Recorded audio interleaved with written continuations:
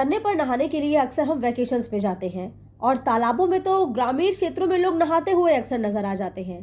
ठीक एक बार केरल का एक 15 वर्षीय लड़का झरने पर नहाने जाता है अपने दोस्तों के साथ। वो घर बिल्कुल सुरक्षित पहुंचता है, लेकिन उसके घर पहुंचने के बाद उसकी तबीयत अचानक बिगड़ने लगती है।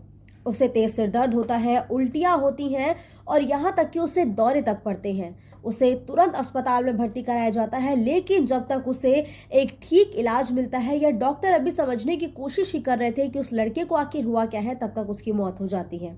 उसकी मौत तो हो चुकी है और पोस्टमार्टम रिपोर्ट का फिलहाल डॉक्टर इंतजार करते हैं। और जब पोस्टमार्टम रिपोर्ट आती है तो उसने सबको हैरान कर दिया। दरअसल उस लड़के की मौत दिमाग में उसके एक बैक्टीरिया के घुस जाने की वजह से हुई थी, जो उसके दिमाग के सभी टिश्यूज लगातार खा रहा था। देखिए, जिस बैक्टीरिया की वजह से उस बच्चे की मौत हुई थी उसका नाम था नाइग्रेलिया फाउलेरी। यानी कि इस बैक्टीरिया की वजह से उस बच्चे की मौत हुई थी और इन्फेक्शन का नाम है मेनिंगोएन्सेफेलाइटिस।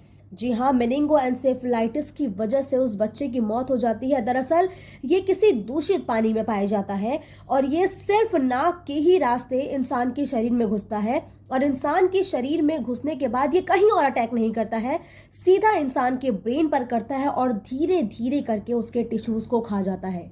देखिए कि पहली बार ऐसा नहीं है जब किसी की इस वायरस से मौत हुई है। 2016, 19, 20 और 22 में भी जिन जिन लोगों को ये इन्फेक्शन हुआ है उनकी मौत ही हुई है, क्योंकि ये इन्फेक्शन का असर इतनी तेज होता है कि जब तक कोई कुछ समझता है, जब तक उसे इलाज मिलता है, तब तक उसकी मौत हो जाती है।